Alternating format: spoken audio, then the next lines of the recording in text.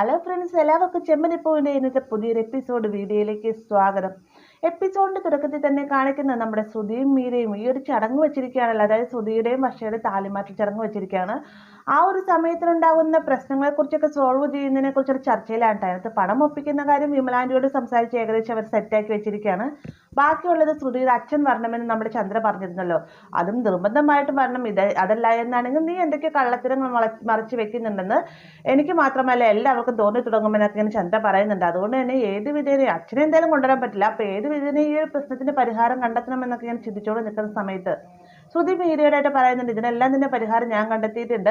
മറ്റൊന്നുമല്ല, വീട്ടിൽ ഏത് സമയത്ത് പ്രശ്നം ഉണ്ടാക്കുന്ന ഒരുത്തരുണ്ടല്ലോ, അവരെ ഞാനങ്ങ് ഇളക്കും. അവൻ പ്രകാരം തന്നെ ഈ ഒരു ചടങ്ങ് കുളമാകുമെന്നൊക്കെ പറയുമ്പോഴത്തേക്കും നീ എന്താ ഉദ്ദേശിക്കുന്നതെന്ന് മീര ചോദിക്കുന്നുണ്ട്. മറ്റൊന്നുമല്ല മീര, സച്ചിയെ വെച്ച് ഞാൻ കളി കളിക്കും. അതിനവസാനം സച്ചി തന്നെ ഈ ഒരു ചടങ്ങ് അലങ്കോലമാകും. പിന്നീട് ഈ ഒരു വിവരം അറിഞ്ഞുകൊണ്ട് അവിടെ നിന്ന് വന്ന് എൻ്റെ അച്ഛൻ പകുതിക്ക് വെച്ച് തിരിച്ചുപോയി എന്നൊക്കെ ഞാൻ ചന്ദ്രാൻ്റിനെ പറഞ്ഞ് വിശ്വസിപ്പിക്കുമെന്നൊക്കെ ശ്രുതി പറയുന്ന സമയത്ത് മീരയും അതൊരു നല്ലൊരു ഐഡിയ ആണെന്നൊക്കെ തന്നെ ചിന്തിച്ചിരിക്കാം കേട്ടോ. പിന്നീട് കാണിക്കുന്നത് നമ്മുടെ ശരത്തിനെയും ലക്ഷ്മിയെയും ദേവുവിനുമാണ്. ശരത്ത് വന്നിട്ട് അമ്മ ഇത് പിടിക്കുക, ചിട്ടിപ്പൈസ ഒന്നും കൊടുക്കേണ്ടതല്ലേ, ഞാൻ അധ്വാനിച്ചുണ്ടാക്കിയ പണമാണ് ഇതെന്നൊക്കെ പറഞ്ഞുകൊണ്ട് ലക്ഷ്മിയുടെ കയ്യിലേക്ക് പണം കൊടുക്കാൻ ശ്രമിക്കുന്നുണ്ടെങ്കിൽ ലക്ഷ്മിയും ദേവും ആന്റണിയുടെ കൂടെ ശരത്ത് ജോലി ചെയ്യുന്നതിന് എതിർത്ത് തന്നെ സംസാരിക്കാൻ കേട്ടോ. ഈ ഒരു ജോലിയുടെ ആവശ്യം നിനക്കൊണ്ട് എന്തൊക്കെ പറഞ്ഞിട്ട് നീ കേൾക്കാത്ത എന്താന്നൊക്കെ ചോദിച്ചുകൊണ്ട് നിൽക്കുന്ന സമയത്ത് ശരത്ത് പറയുന്നുണ്ട്, ഞാനതിന് പിടിച്ചു പറിച്ച തുകയൊന്നുമല്ല അമ്മ, ഞാൻ അധ്വാനിച്ചതിന് ഉണ്ടാക്കിയ പണമാണ് അമ്മ, ഇത് പിടിക്കുക എന്ന് പറഞ്ഞുകൊണ്ട് നമ്മൾ ലക്ഷ്മിയുടെ കയ്യിലേക്ക് നിർബന്ധിച്ച് വെച്ച് കൊടുക്കാൻ ശ്രമിക്കുന്നുണ്ടെങ്കിൽ ലക്ഷ്മി മേടിക്കുന്നില്ല. പെട്ടെന്ന് ശരത്ത് ആ ഒരു തുക ലക്ഷ്മിയുടെ പൂക്കടയ്ക്ക് ഫ്രണ്ടിലേക്കായിട്ട് വെക്കാട്ടെ. ഈ സമയത്താണ് രേവതി അങ്ങോട്ടേക്ക് വരുന്നത്.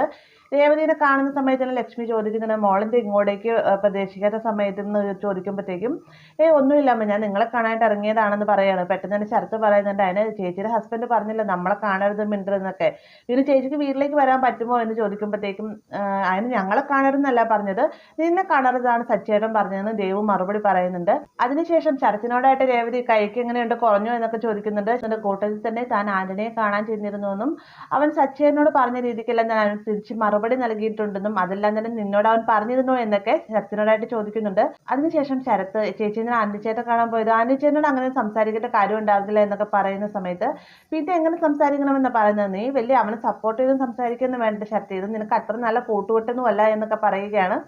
അതിനുശേഷം രേവതി ലക്ഷ്മിയോടായിട്ട് പറയുന്നുണ്ട്, അമ്മേ ഞാൻ നിങ്ങളെ കാണാനായിട്ട് വരാണ്ടിരിക്കുകയായിരുന്നു, അച്ഛൻ വീട്ടിൽ വർഷയുടെയും ശ്രുതിയുടെയും ചടങ്ങ് വെച്ചിരുന്ന കാര്യം ഞാൻ അമ്മയോട് പറഞ്ഞിരുന്നില്ല, അതിന് വേണ്ടിയിട്ട് നിങ്ങളെയും കൂടി വിളിക്കാനായിട്ട് അച്ഛൻ പറഞ്ഞിട്ട് പക്ഷെ ഞാനാ പറഞ്ഞത് വേണ്ട എന്നൊക്കെ രേവതി പറയുന്നത് കേൾക്കുമ്പോഴത്തേ ലക്ഷ്മി പറയുന്നുണ്ട്, അതെന്താ മോളെ ഞങ്ങൾ വന്നു കഴിഞ്ഞാൽ ഞങ്ങൾ വന്ന് വരുന്നത് നിനക്ക് ഇഷ്ടമല്ലേ എന്നൊക്കെ ചോദിക്കുമ്പോഴത്തേക്കും അതല്ലാമ്മ ഞാൻ ആകെ ടെൻഷനിലാണ്, ആ ഒരു ചടങ്ങിൻ്റെ സമയത്ത് എന്തെങ്കിലും ഒരു പ്രശ്നം ഉണ്ടായി കഴിഞ്ഞാൽ അത് നമ്മുടെ തലയിലേക്ക് അമ്മ വെച്ച് തരും, അത് മാത്രമല്ല നമ്മളെ നാണം കെടുത്താവിൻ്റെ പരമാവധി തന്നെ അമ്മ അവിടെ വെച്ചത് എല്ലാവരുടെ മുന്നിൽ വെച്ച് നാണം കെടുത്തുക, അതെല്ലാം ഒഴിവാക്കുന്നതിന് വേണ്ടിയിട്ടാണ് ഞാൻ നിങ്ങളെ ചടങ്ങിന് വിളിക്കാതിരുന്നതെന്നൊക്കെ രേവതി പറയുമ്പോഴത്തേക്കും അതും ശരിയാണെന്ന് ലക്ഷ്മി പറയുന്നുണ്ട്. ഈ ഒരു സമയത്ത് ശരത്ത് പറയുകയാണ്, നമ്മുടെ കയ്യിൽ പണം ഉണ്ടായിരുന്നെങ്കിൽ ഇതൊന്നും വരികയില്ലായിരുന്നു, പണം ഉണ്ടായിരുന്നെങ്കിൽ അവിടെ അടുത്ത് ബാക്കി രണ്ടു മരുമകൾക്കും കിട്ടിയിരുന്ന സ്ഥാനം അത് ചേച്ചിക്കും കിട്ടിയേനെ എന്നൊക്കെ പറയുമ്പോഴത്തേക്ക് അങ്ങനെയല്ല ശരത്തെ, പണം നമുക്ക് ജീവിക്കാനുള്ളത് മാത്രം മതി, അല്ലാതെ അതിലുപരി വന്നു കഴിഞ്ഞാൽ ചിലപ്പോൾ സന്തോഷം കിട്ടിയെന്ന് വരില്ല എന്നൊക്കെ രേവതി പറയുമ്പോഴത്തേക്ക് ആര് പറഞ്ഞ് സന്തോഷം കിട്ടില്ല എന്നും, എല്ലാത്തിനും ഉപരി പണം തന്നെയാണ്, പണം ഉണ്ടെങ്കിൽ സന്തോഷം താനേ വരും, ചേച്ചി കണ്ടോ ഞാനൊരു വലിയ കോടീശ്വരനാവും, ഈ ഒരു ജോലിയോടിലൂടെ നടന്നത് മാത്രമല്ല പഠിച്ച് വലിയൊരു ജോലി കിട്ടി ഞാൻ കോടീശ്വരനായി ജീവിച്ച് കാണിച്ചു തരാം, ദേവോട് ഞാൻ നല്ല രീതിയിൽ തന്നെ കെട്ടിച്ചു, മാത്രമല്ല ചേച്ചിക്ക് ആ കുടുംബത്തിൽ വില ഉണ്ടാവണമെങ്കിൽ നല്ലൊരു കുടുംബത്തിൽ നിന്ന് പണക്കാരനായ കുടുംബത്തിൽ നിന്നാണ് വരുന്നതെങ്കിൽ ചേച്ചിയുടെ അമ്മായിയമ്മ ഇതുപോലും ചേച്ചിയോട് പെരുമാറുകയില്ലായിരുന്നു എന്നൊക്കെ പറയുകയാണ്. ഇപ്പൊ ഈ ശരത്തിന്റെ പെരുമാറ്റം കാണുമ്പോഴത്തേക്കും രേവതി പറയുന്നുണ്ട്, നീ എന്റെ ശരത്തിന് ഇങ്ങനെയൊക്കെ സംസാരിക്കും, നിന്നോട് ആനനോട് പണിക്ക് പോകണ്ട എന്ന് പറഞ്ഞിട്ടില്ലേ എന്ന് ചോദിക്കുമ്പോഴത്തേക്കും നിങ്ങളുടെ അദ്ദേഹം പറഞ്ഞു വിട്ടായിരിക്കുമല്ലേ, പറഞ്ഞേക്ക് എന്നെ ഉപദേശിക്കാൻ വരണ്ട എന്നൊക്കെ പറഞ്ഞേക്കാൻ പറയുമ്പോഴത്തേക്ക് പിന്നെ നിന്നെ ഉപദേശിക്കാനല്ല സച്ചേറിന് നേരം, സച്ചേറിന് വേറെ എന്തൊക്കെ കാര്യങ്ങൾ നടക്കണോ, ഞാനോ അമ്മയോ ദേവോ ആരും പറഞ്ഞാൽ കേൾക്കില്ല എന്ന് എനിക്കറിയാം, പിന്നെ ഞാനൊന്ന് പറഞ്ഞു എന്ന് മാത്രം എന്നൊക്കെ രേവതി മറുപടിയായിട്ട് ശരത്തിനോടായിട്ട് പറയുന്നൊക്കെ ഒരു കേട്ടോ. അപ്പൊ രേവതി ആന്റണിയെ കുറ്റപ്പെടുത്തും സച്ചിയെ ചേർത്ത് പിടിക്കും സംസാരിക്കുന്നത് നമ്മുടെ ശരത്തിനെ ഇഷ്ടപ്പെടുന്നില്ല. ശരത്ത് അവിടുന്ന് പോവുകയാണ് കേട്ടോ. ശരത്തിന്റെ പെരുമാറ്റം കാണുമ്പോഴത്തേക്കും രേവതി അമ്മയോട് ചോദിക്കുന്നു, അമ്മ ഇവനെന്താ അമ്മ ഇങ്ങനെ ഇവൻ ഇതേ രീതിക്ക് പ്രതികരിക്കുന്നത് കണ്ടിട്ട് എനിക്ക് പേടിയാവുന്നു എന്നൊക്കെ പറയുമ്പോഴത്തേക്കും മോൾ അതിന് ഓർത്ത് പേടിക്കൊന്നും വേണ്ട, അവനിപ്പോൾ കുറച്ച് നാളായിട്ട് ഇങ്ങനെയാണ്, കുറച്ച് നാൾ കഴിയുമ്പോഴത്തേക്ക് എല്ലാം മനസ്സിലാക്കി അവൻ തന്നെ തിരികെ വന്നോളും എന്നൊക്കെ ഇങ്ങനെ ലക്ഷ്മി പറയുന്നുണ്ട് കേട്ടോ. അതിനുശേഷം രേവതിയോട്ട് പറയുന്നുണ്ട്, എന്തായാലും ചടങ്ങുകളൊക്കെ നല്ല ഭംഗിയായിട്ട് തന്നെ നടക്കട്ടെ, മോളെ സുഖം തന്നെയല്ലേ എന്നൊക്കെ ചോദിക്കുമ്പോഴത്തേ ഞാൻ സുഖമായിട്ടിരിക്കുന്നു അമ്മ, എന്തായാലും ഈ ഒരു കാര്യത്തെക്കുറിച്ച് സംസാരിക്കാണ് ഞാൻ വന്നത്, ഞാനെന്നാൽ പോട്ടെ എന്നും പറഞ്ഞുകൊണ്ട് രേവതി അവിടെ നിന്ന് പോവുകയും ചെയ്യുന്നുണ്ട്. പിന്നീട് കാണിക്കുന്നത് നമ്മുടെ ശ്രുതി പാർലറിൽ നിന്നുകൊണ്ട് ഓരോ കാര്യങ്ങളൊക്കെ ചെയ്തുകൊണ്ടിരിക്കുന്ന സമയത്താണ് ഫ്രണ്ടിൽ നിൽക്കുന്ന സ്റ്റാഫ് വന്നിട്ട് പറയുന്നത് മേഡത്തിനെ കാണാണ്ട് ഒരാൾ വന്നിട്ടുണ്ട്, ഒരു ലേഡിയാണെന്ന് പറയുമ്പോഴത്തേക്കും ആരാണെന്ന് ചോദിക്കുകയാണ്. അപ്പോൾ തന്നെ അവർ പറയുന്നുണ്ട് വിമല എന്നാണ് പേരെന്ന് പറയുമ്പോഴത്തേക്കും ശ്രുതി ഒന്ന് ഞെട്ടുകയാണ് കേട്ടോ. പെട്ടെന്ന് തന്നെ ശ്രുതി പുറത്തേക്ക് ചെല്ലുകയാണ്. ശ്രുതിയെ കാണുന്ന സമയത്ത് തന്നെ വിമലാൻ്റെ കല്യാണി എന്ന് വിളിക്കുകയാണ് കേട്ടോ.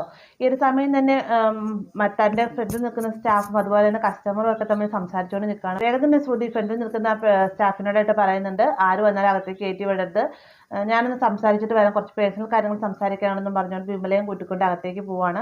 അകത്തേക്ക് ചെന്നതിന് ശേഷം ചോദിക്കുന്ന അമ്മയുടെ ആരെ ഇങ്ങോട്ടേക്ക് വരാൻ പറഞ്ഞു, ഒന്നുമില്ലെങ്കിൽ വിളിച്ചിട്ട് വരാൻ ഞാൻ പറഞ്ഞതല്ലേ എന്നൊക്കെ ചോദിക്കുമ്പോഴത്തേക്കും ആരെയും ഞാൻ അയൽവക്കത്തെ വീട്ടിലാക്കിയിട്ടാണ് വന്നിരിക്കുന്നത്, അതുകൊണ്ട് എനിക്ക് വന്നിട്ട് വേഗം പോകണം, മറ്റെങ്ങും നിൽക്കാൻ സമയമില്ല എന്നൊക്കെ ഇങ്ങനെ വിമലാൻ്റെ പറയുമ്പോഴത്തേക്ക് അമ്മയ്ക്ക് തന്നെ മീരയുടെ വീട്ടിലേക്ക് പോയാൽ മതിയായിരുന്നില്ലേ എന്നൊക്കെ ചോദിക്കുന്നുണ്ട്. അതിനൊന്നും സമയമില്ല, ആദ്യം തനിയല്ലേ വീട്ടിലുള്ളത്, അതുകൊണ്ട് എത്രയും വേഗം തിരികെ ചെല്ലണം, അതുകൊണ്ടാണ് ഞാൻ ഇവിടെ നിനക്ക് പണം തന്നിട്ട് പോകാമെന്ന് കരുതി വന്നത് എന്നൊക്കെ വിമല പറയുകയാണ്. അതിനുശേഷം തൻ്റെ കയ്യിലുള്ള പണം എടുത്ത് ശ്രുതിയുടെ കയ്യിലേക്ക് കൊടുക്കുന്ന സമയത്ത് ശ്രുതി ചോദിക്കുന്നത് ഇത്രയും അധികം പണം അമ്മയ്ക്ക് എവിടെ നിന്ന് കിട്ടിയത്, പണയം വെച്ച് കഴിഞ്ഞാൽ ഇത്രയും പണം കിട്ടാനുള്ള പണയ വസ്തുവൊന്നും അമ്മയുടെ കയ്യിലില്ല, അപ്പം പിന്നെ എവിടെ നിന്ന് ഇത്രയും പണം കിട്ടിയതെന്ന് ചോദിക്കുന്ന സമയത്ത് നിൻ്റെ ആദ്യ വിവാഹത്തിൻ്റെ താലിമാല അത് വീട്ടിലുണ്ടായിരുന്നു, അതിനെ വീട്ടിൽ വെച്ചിട്ട് കാര്യമൊന്നുമില്ല, മാത്രമല്ല പണയം വെച്ചാൽ അത് എടുപ്പിക്കാൻ സാധിക്കില്ല, അതുകൊണ്ട് താനത് വിറ്റു എന്നൊക്കെ വിമല പറയുമ്പോഴത്തേക്കും ശ്രുതിക്ക് വേഗം വിഷമാവുകയാണ്. കാരണം ശ്രുതി മറക്കാൻ വിചാരിക്കുന്ന കാര്യങ്ങളാണ് നമ്മുടെ വിമല അവിടെ ഓർപ്പിക്കട്ടെ. പെട്ടെന്ന് തന്നെ ശ്രുതി പറയുന്നുണ്ട് ഞാൻ മറക്കാൻ ഉദ്ദേശിച്ച കാര്യങ്ങളാണ് അമ്മ പറയുന്നത്, അദ്ദേഹത്തിൻ്റെ യാതൊരുവിധ ഓർമ്മയും എനിക്ക് താല്പര്യമുണ്ടായിരുന്നില്ല, ഈ ഒരു താലിമാല വീട്ടിലുണ്ടെന്ന് പോലും ഞാൻ മറന്നു പോയതാണ്, പിന്നെ ഈ ഒരു താലിമാല വിറ്റുള്ള പണം അതെനിക്ക് വേണ്ടായിരുന്നു, പക്ഷേ എൻ്റെ സാഹചര്യം ഇതായി പോയി എന്നൊക്കെയാണ് ശ്രുതി പറയുകയാണ് കേട്ടോ. അതിനുശേഷം ഇവർ തമ്മിൽ ഇങ്ങനെ സംസാരിച്ചുകൊണ്ട് നിൽക്കുന്ന സമയത്താണ് ചന്ദ്ര പുറത്ത് വരുന്നത്. ചന്ദ്രയെ കാണുന്ന സമയത്ത് ഫ്രണ്ടിൽ നിൽക്കുന്ന പെൺകുട്ടി വേഗം വന്നിട്ട് പറയുന്നുണ്ട് മേഡം അകത്തേക്ക് കയറി പോകരുത്, സുധി മേഡം അകത്ത് വേറെ കസ്റ്റമറായിട്ട് സംസാരിച്ചുകൊണ്ട് നിൽക്കുകയാണെന്ന് പറയാണ്. താനാണ് വന്നിരിക്കുന്നതെന്ന് പറയാനായിട്ട് ചന്ദ്ര ഈ ഫ്രണ്ടിൽ നിൽക്കുന്ന സ്റ്റാഫിനോടായിട്ട് പറയുകയും അവരകത്തേക്ക് എന്നതിന് ശേഷം മേഡത്തിൻ്റെ ആൻറ്റി വന്നിട്ടുണ്ടെന്ന് പറയുമ്പോഴത്തേക്ക് ശ്രുതി വിമലയൊന്നും ജെത്തുകയാണ് കേട്ടോ. അതിനുശേഷം ശ്രുതി ഞാൻ ഇപ്പം തന്നെ എത്തുമെന്നും 2 മിനിറ്റ് ആൻറ്റിയോട് വെയിറ്റ് ചെയ്യാൻ പറയാനായിട്ട് പറയുകയാണ്.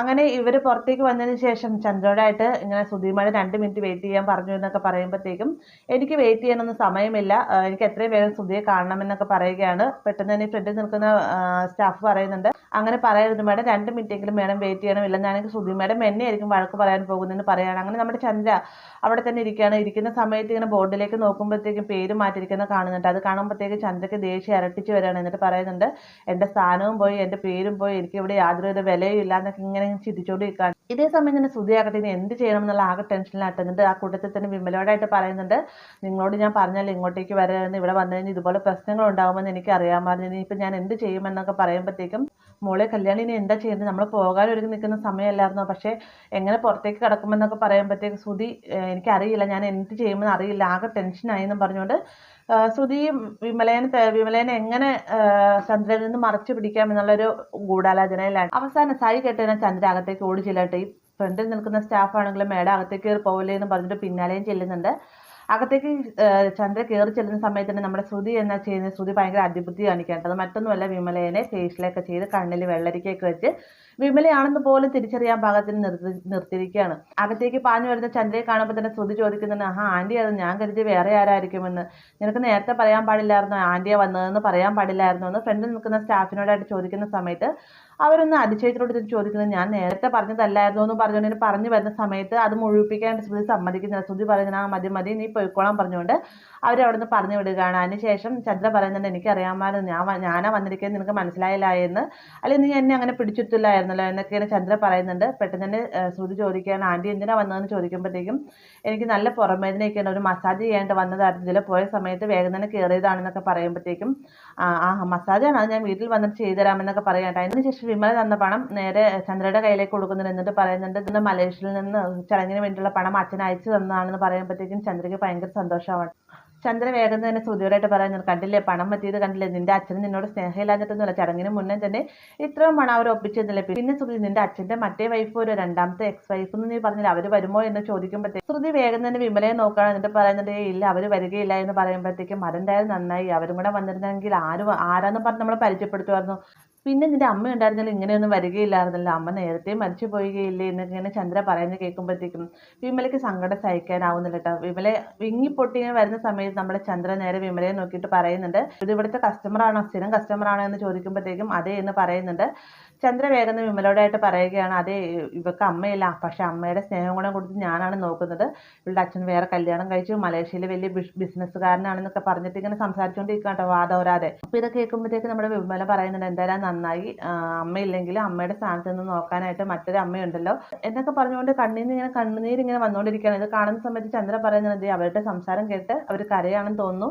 അതേ നോക്കിക്കേ എന്ന് പറയുമ്പോഴത്തേക്കേ ഇല്ല കരയൊന്നുമല്ല, കണ്ണിൽ വെള്ളരിക്ക് വെച്ചാൽ തണുപ്പാണ്, കണ്ണിൽ നിന്ന് വെള്ളം വരുന്നതാണ്. ആൻറ്റി എന്തായാലും വീട്ടിലേക്ക് വെക്കോ, ആൻറ്റിക്ക് മസാജ് ഫേഷ്യലൊക്കെ ഞാൻ വീട്ടിൽ വന്നിട്ട് ചെയ്ത് വരാമെന്നും പറഞ്ഞുകൊണ്ട് ഒരു കണക്കിന് നമ്മുടെ ചന്ദ്രയോടെ പറഞ്ഞു വിടുക കേട്ടോ. ചന്ദ്ര പോയി കഴിയുമ്പോൾ നമ്മുടെ വിമല കണ്ണിൽ നിന്ന് വെള്ളരിക്കൊക്കെ എടുത്ത് മാറ്റി വെച്ചിട്ട് പൊട്ടിക്കരയാണ് കേട്ടോ. കാരണം അമ്മ ജീവിച്ചിരിക്കുമ്പോൾ തന്നെ തൻ്റെ മുന്നിൽ വെച്ച് അമ്മ മരിച്ചുപോയി, മാത്രമല്ല മരിച്ചുപോയി തന്നെ പ്രിയപ്പെട്ട ഭർത്താവിനെ കുറിച്ചുള്ള ഒരു തെറ്റായ രീതിയിലുള്ള ഒരു വ്യാഖ്യാനവും കൂടിയാണ് അവിടെ നടന്നത്. അതുകൊണ്ട് തന്നെ നമ്മുടെ വിമലയ്ക്ക് സങ്കടം സഹിക്കാനാവല്ല, വിമല പൊട്ടിക്കരയാണ്. ആ ഒരു ഭാഗത്തോടെയാണ് ഇന്നത്തെ എപ്പിസോഡ് അവസാനിക്കുന്നത്. വീഡിയോ ഇഷ്ടമായെങ്കിൽ ലൈക്ക് ചെയ്യാനും കൂടെ ചാനൽ സബ്സ്ക്രൈബ് ചെയ്യാനും മറക്കരുത്.